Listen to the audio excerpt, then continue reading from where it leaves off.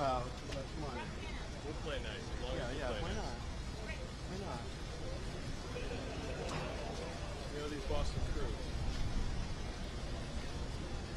Who are you shooting for? NBC National? They're taking. We'll see. There is a special way.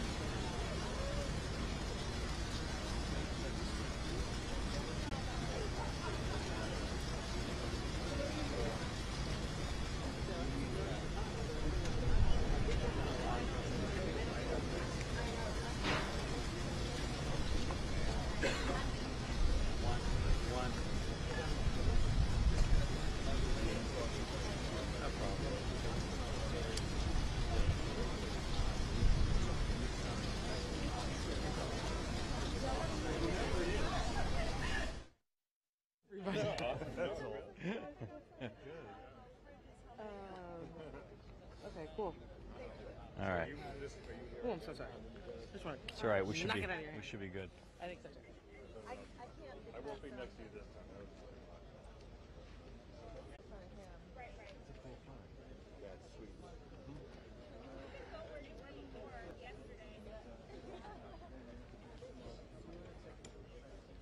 Can you step that way or no? When I ask the question. Yeah. Let's do that.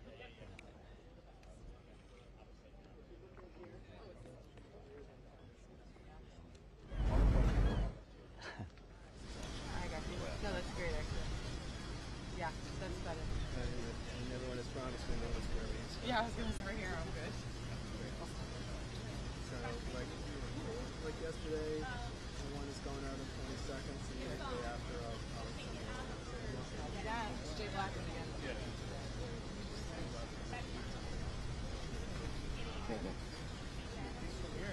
Oh yeah, oh, do I ever.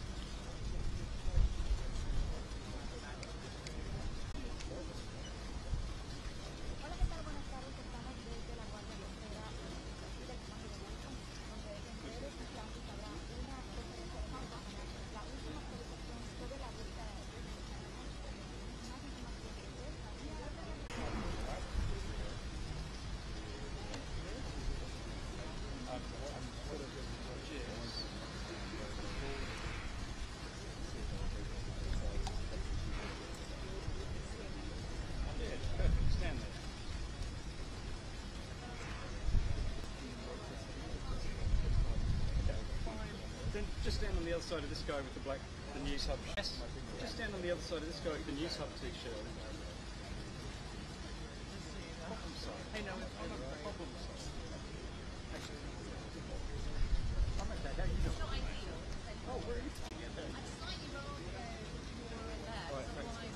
Okay, just you, or it's.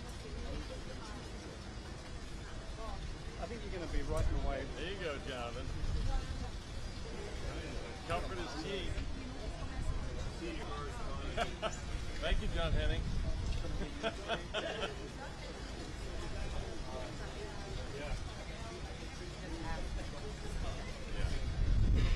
You're like in the perfect spot when you bend over and look at your phone.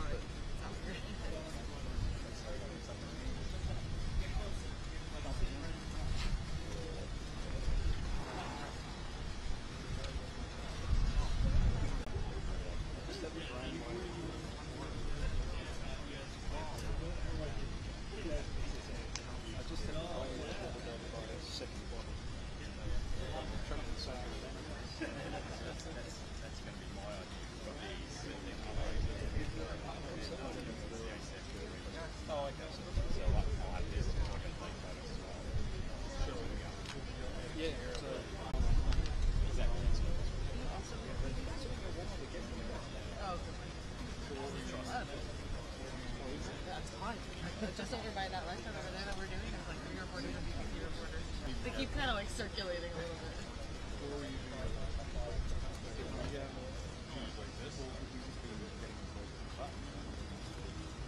What do you think of the newspaper?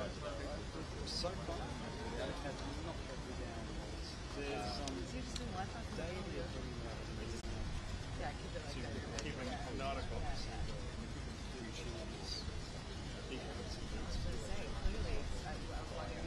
Hello, I just have an announcement real quick. We will be beginning on time at 1 p.m. However, we need everyone to clear out by 1:30 today. You will no longer have base access after 1:30 this afternoon. So we need to get everyone cleared out as quickly as possible. Thank you very much. Thanks for the heads up. Captain Jamie Frederick speaking to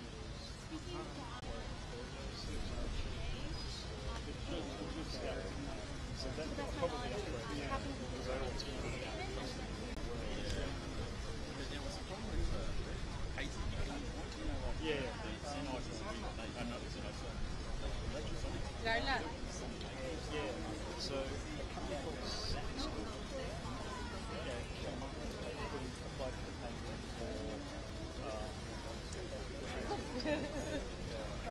but it's changed recently, and a lot of companies are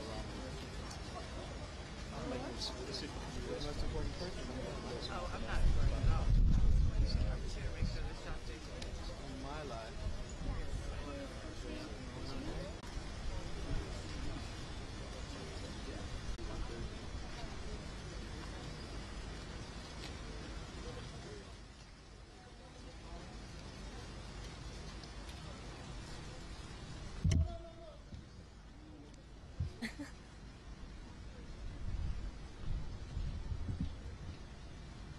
Okay, good afternoon, everyone. Thank you so much for being here today. Today we'll be hosting another press briefing to discuss any updates regarding the search and rescue case for the submersible Titan that's located approximately 900 nautical miles offshore in the vicinity of the wreck of the Titanic. Today we will have speaking Captain Frederick, Response Coordinator of the 1st Coast Guard District. He'll brief statement followed by about 10 minutes for questions and answers. Thank you so much again. Let me please introduce Captain Frederick.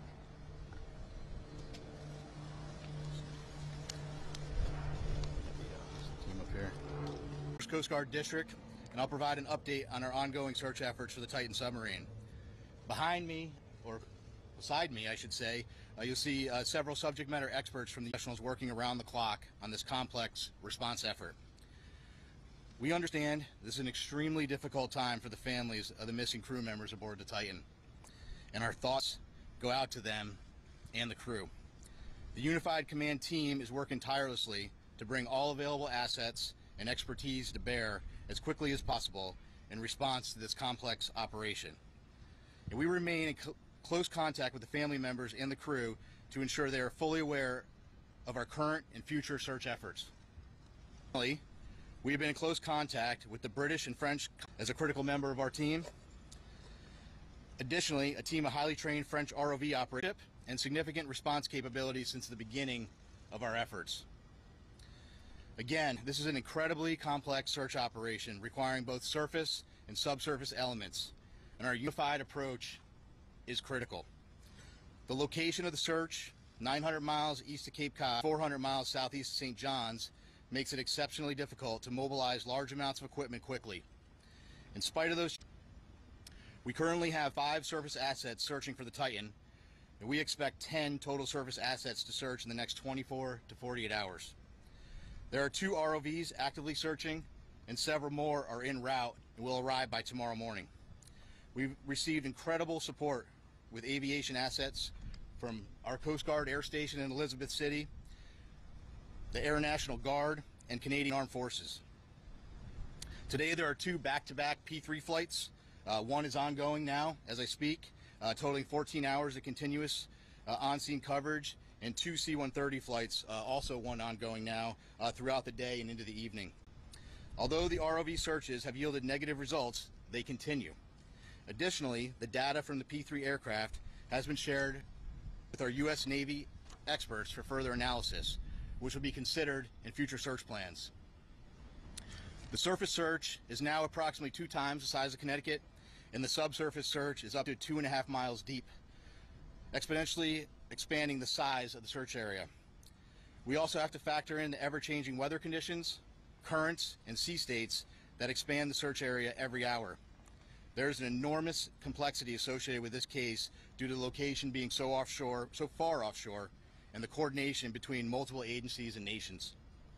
We greatly appreciate the outpouring of support and offers to provide additional equipment. This includes weighing multiple factors to identify the most effective resources available to the response operation, with careful consideration to timeliness of equipment arriving on scene, usefulness and ability to deliver assets to the search area. Over the past 48 hours, we have, through incredible unity of effort, mobilized and implemented a tremendous amount of expertise and response capability. In addition to the ships and aircraft previously mentioned, NAVSEA Subsalv, who will serve as search coordinators on scene for underwater search operations. So I've been stressing unity of effort a lot in this statement, and that's because it is absolutely critical to this complex operation. Again, our thoughts and prayers are with the crew of the Titan and their loved ones. We will continue to work as hard and as quickly as possible in an effort to locate them. I will take a few questions, but before I do that, I do want I'm going to have each of the members of the team here just introduce themselves, and then I'll go ahead and take some questions. Yeah. Good afternoon. I'm Paul Hankins. I'm the Director for Salvage Operations with the U.S. Navy's Supervisor of Salvage. Hello, I'm Carl Hartsfield from the Woods Hole Oceanographic Institute. Good afternoon.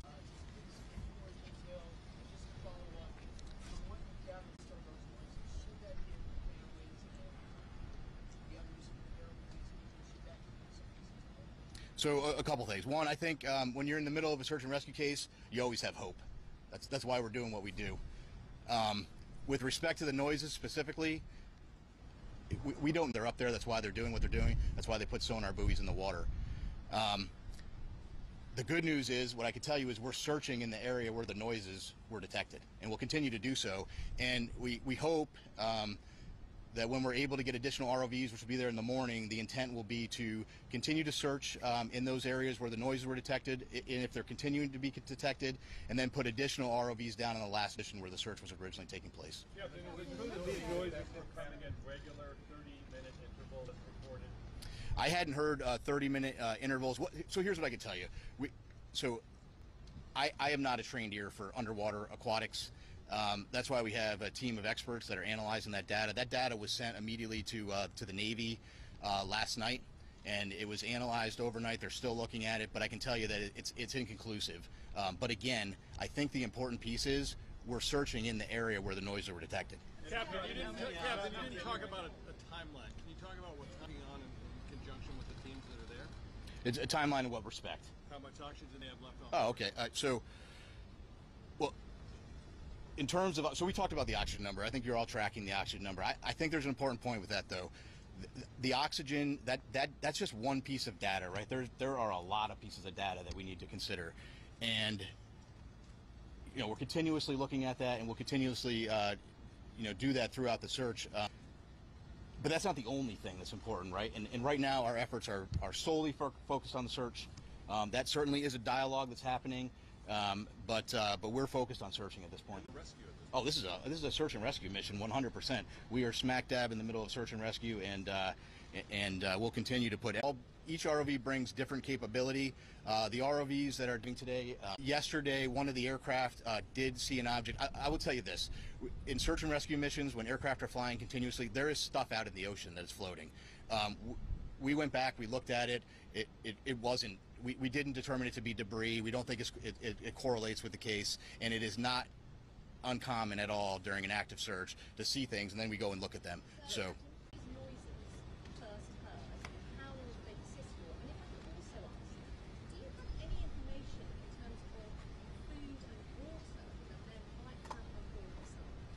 Yeah, so so several P3 flights have heard back to food and water. It's my understanding there are some limited rations. I can't tell you exactly how much they have aboard, but they do have some limited rations aboard the vessel. Speaking to the families, how much hope can you give them after hearing those Listen, noises? I think you need to be careful. We need to have hope, right? But I can't tell you. But what I can tell you is, and I think this is the most important point, we're searching where the noises are, and that's all day as well. But so I do want to take just an opportunity to invite Carl to the podium just to talk a little bit about. He has a little bit more expertise in underwater acoustics, and maybe just to speak to that in general, because again, you know, there are noises below the surface of the ocean, and so I'll just turn it to Carl. Carl, can you spell your name? Yes, CARL, HAR, Oceanographic Institution. So the ocean is a very complex place. Obviously, human sounds, nature sounds, and it's very difficult to discern what the source of those noises are at times, but I can tell you that this team has multiple sensors. They're in the area. They're sending data back expeditiously to the best in the world people to analyze that data, and then they're feeding decisions. So Woods Hole is here in an advisory role, but by our expertise, what I see is a very tight operational loop that's making decisions based on data, and nothing is ruled out.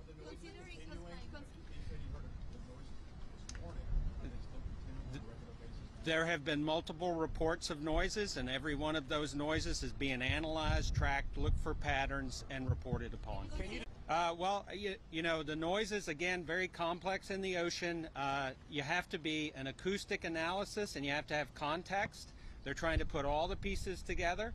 The noises have been described as banging noises, but again, they have to put the whole picture together in context, and they have to eliminate potential man-made sources other than the Titan. Is it possible that a ship in the ocean, or even some mammals out? Acoustics, that there are sounds by biologics that sound man-made to the untrained ear, but I can assure you that the people listening to these tapes eliminated, and its analysis over time.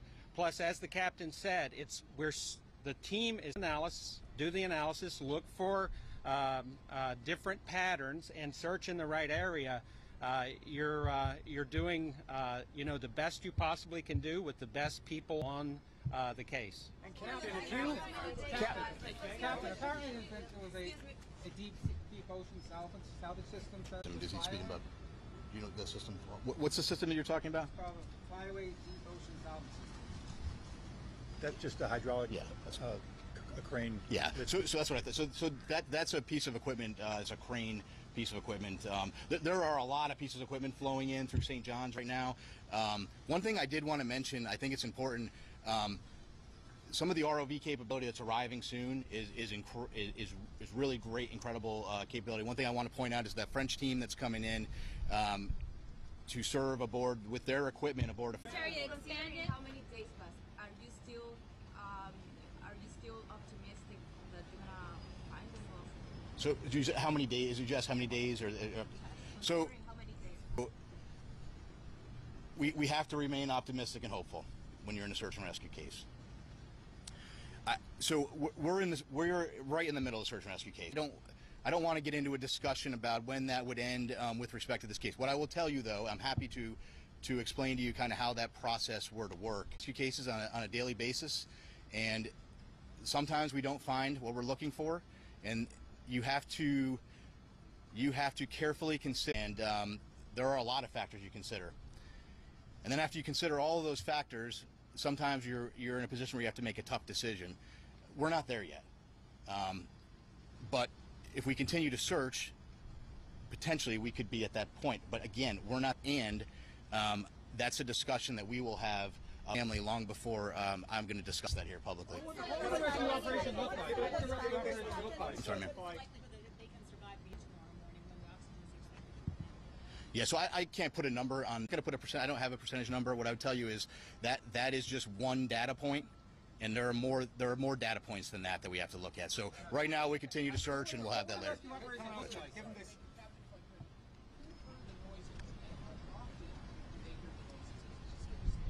Canadian P3, and that was this morning and some yesterday. I don't know specifically or that 30-minute intervals, but again, I really think the important point to that is we're in the air, we're searching there. We moved assets and we're searching there, and we'll continue to do so. Could you, yes, is the vessel itself, what's the likelihood that it's actually still operable at this time, the vessel itself? Yeah, I don't, so listen, whether it's operable or whether it's sitting on the ocean floor, whether it's in the sea column or whether it's surface, it's all speculation, and we're just not in the business of speculation. We're in the business of searching, and we're putting everything we can with the data we have to search for the vessel. And I think we'll take. Go ahead, sorry.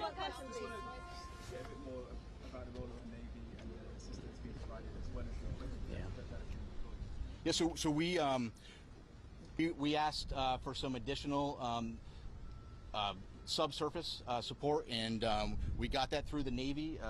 And we're greatly appreciative of the British government and all the support they've given us. Can we expect a daily update now on this? So I think the plan will be to do a daily like this. I'm not going to lock into that right now, but we'll keep you informed, and certainly if there's any major developments, we'll let you know. Thank you very much. Did you say submarine? Sir, are you saying submarines are assisting? Thank you so much for attending today's press briefing. That will conclude all questions. Is the Royal Navy submarine assisting? No, whatever. You said subsurface, are you? No. What does that mean? They say no? Tom said no.